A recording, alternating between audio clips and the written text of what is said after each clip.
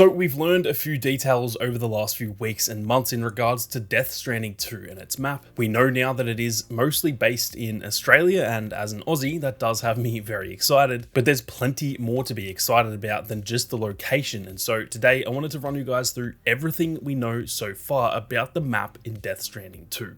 Now, like I said, while we do start the game in Mexico, the majority of the game is going to be taking place in Australia, at least based on the content creators and journalists who have played the game already and the playtime that they had back in, I think, April, because they have pretty much said that they started off in Mexico, yet the rest of their experience was in Australia. So that's just assuming that we don't go anywhere else after Australia, but it seems almost certain that pretty much the majority of this game will be taking place within Australia. Now, because of that, there is going to be a crazy mix of terrain. It's not so realistic to the actual real life version of Australia in some sense, but with that being said, neither was the first game to the US. Obviously, the map that was playable in the first game kind of looks nothing like America whatsoever, and the game is obviously very unrealistic based on the setting and the wacky Kojima-esque vibes that the game gives off. So although it's not overly realistic, I don't think that really matters, and it is still very exciting to see the game being based in Australia. Now, a lot of what we have seen in the gameplay they've shown so far is a lot of mountainous regions and typical desert type of areas, and this seems to be at least close to, if not the majority of what the map is going to be, although there are definitely a lot of variations. Like I said, there is not just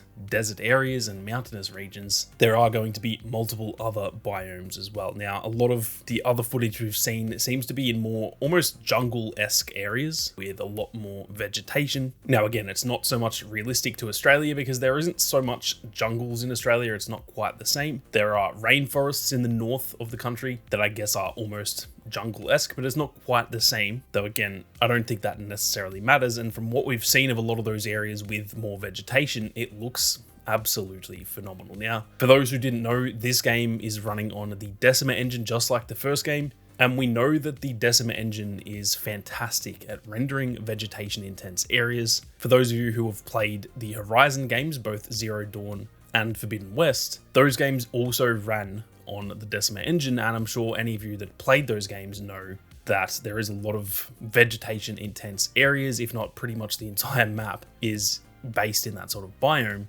and it renders those really, really well. They not only look really good, but it runs very smoothly as well. So that is definitely going to be the case in Death Stranding 2 as well. From what we've seen, it looks fantastic, and just knowing that the engine can handle that from other games in the past, that is something that is very, very exciting. Now, on top of the desert type areas, as well as areas with a lot more vegetation, we know that there are also some snowy areas too. From what I've heard from a few of the people who played the game early, there is apparently a massive snow-capped mountain that is pretty much in the middle of the map, which again is very unrealistic. That is almost the complete opposite of what is in the middle of Australia, but it doesn't need to be realistic, and I think this is really exciting to see the fact we're going to get desert areas, almost jungle areas, as well as snowy areas too. For me, I'm a big fan of maps that have a lot of different areas, a lot of different biomes to keep things nice and fresh and exciting. Now, there are rumors that the map could be roughly around 3 times the size of the map in the first game, though it is worth keeping in mind that is just kind of based on estimates from some of the people who played it. It is nearly impossible to actually tell, so just take that with a grain of salt. There is the chance that is wrong, but from a lot of the people that I've listened to and read articles and stuff from their playtime in April, it seems like the map is going to be pretty damn massive. Now, the reason behind a lot of this speculation and I guess the estimates is that the creators and journalists who have played the game, like I said, they played around 30 hours back in April, which is insane. And a lot of them said that Kojima essentially told them what they played is roughly 40%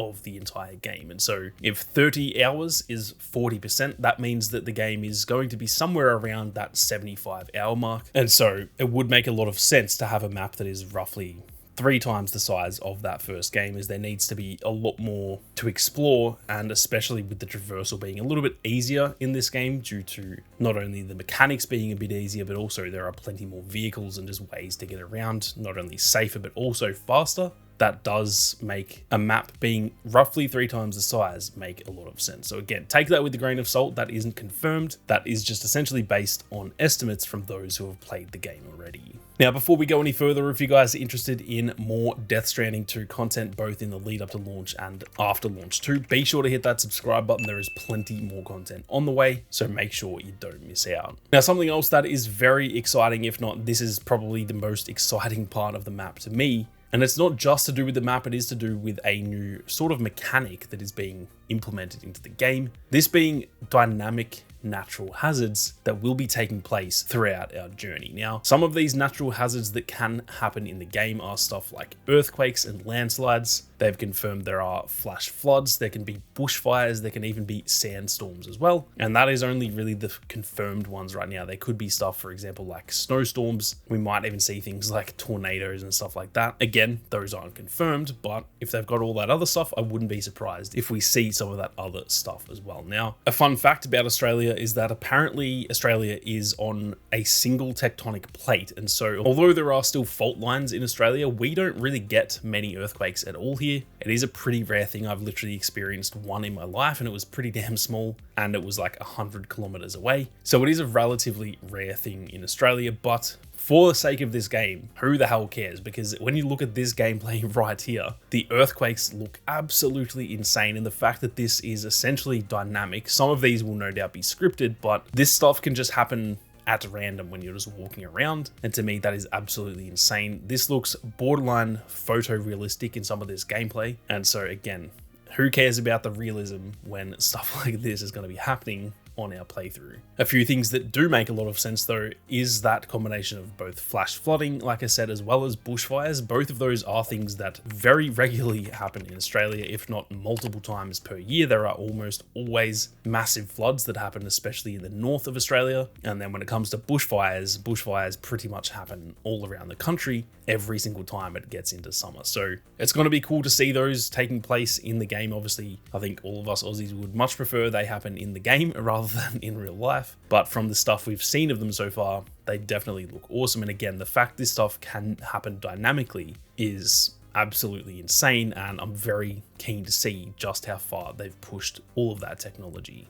On top of that as well, and again, this isn't so much to do with the map itself, it's more just mechanics or systems that are being implemented into the game. There is also now a weather system, as well as a proper day-night cycle that weren't really in the first game. There was weather in the first game, there were day and night moments in the game, but they weren't dynamic. So again, the weather can just change at random in Death Stranding 2, and there is a proper day-night cycle this time around, where in the first game, it was pretty much scripted. If it was nighttime, it was meant to be nighttime. But that is no longer going to be the case in the Death Stranding sequel. Now, finally, a cool little touch that I am also personally very excited for is that there is going to be a lot of Australian fauna that we can find around the map. Now, one person that I watched was SkillUp. I'm sure a lot of you guys will know SkillUp. He is a fellow Aussie, so I was keen to hear his thoughts on his playtime with the game. And in his preview, he said that there were actually some moments that you can save kangaroos and quokkas from bushfires. And so little moments like that, that seems like a perfect fit for this game that is also really great implementation of the Australian wildlife. If you guys don't know what a quokka is, they are the cutest things imaginable. And so I will be saving every single one of these that I find, if not taking them home as a pet. So that is another cool touch, the fact that we can just see like kangaroos and stuff jumping around. The wildlife is obviously a huge part of Australia. That's something that most people kind of know us for. So it's going to be pretty cool for a lot of you guys who aren't Australian to experience that, albeit in a game that is very much unrealistic with the wacky insanity that goes on in pretty much every Kojima game. But that is pretty much it for most of the key elements we know about the map in Death Stranding 2, guys. I'm keen to hear all of your thoughts and which parts you are the most excited for, so be sure to leave a comment down below. But with that being said, thank you all very much for watching. You guys have a great day, and I'll catch you all in the next one.